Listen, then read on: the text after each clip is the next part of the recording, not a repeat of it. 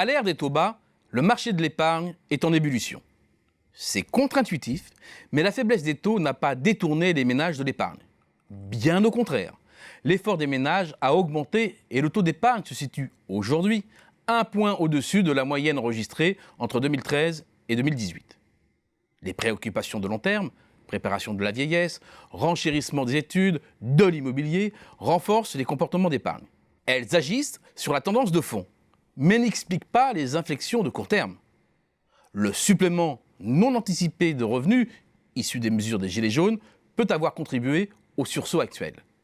Mais plus fondamentalement, dans un contexte où l'argent ne rapporte plus, il semble bien que les ménages aient augmenté leur flux d'épargne afin de maintenir constant la valeur de leur patrimoine.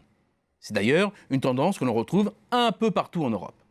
Résultat, les flux d'épargne sont à leur record historique et devraient continuer leur ascension ces prochains mois. Autre conséquence des taux bas, la structure des placements se modifie quelque peu. Même s'il ne faut pas oublier que les Français ont nettement tendance à privilégier la sécurité à la rentabilité dans leurs décisions de placement, et que la pierre est particulièrement prisée.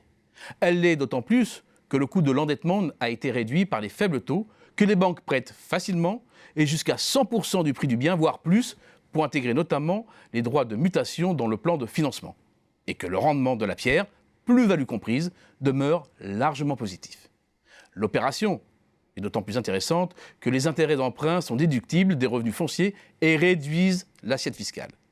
Cette appétence pour la pierre n'est pas une nouveauté, mais se renforce, avec une inflexion très nette du côté de la pierre papier, et un engouement soudain pour les fonds d'investissement en immobilier que sont les SCPI et les OPCI grand public. Au cours du premier semestre 2019, les SCPI ont collecté un total de 4,3 milliards d'euros. Une somme en hausse de 78% par rapport à la même période de 2018 et qui dépasse de 12% l'ancien record de 2017.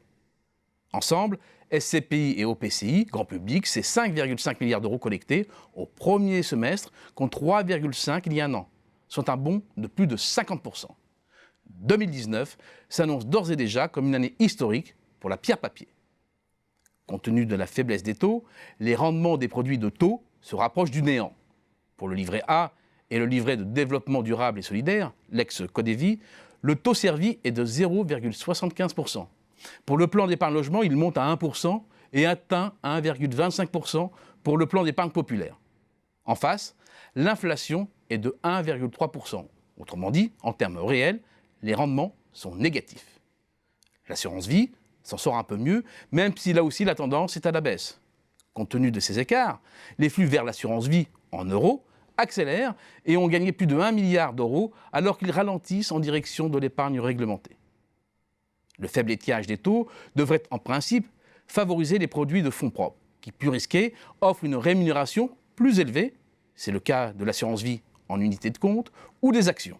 Depuis le début de l'année, le CAC 40 a gagné plus de 18% malgré une conjoncture économique délicate.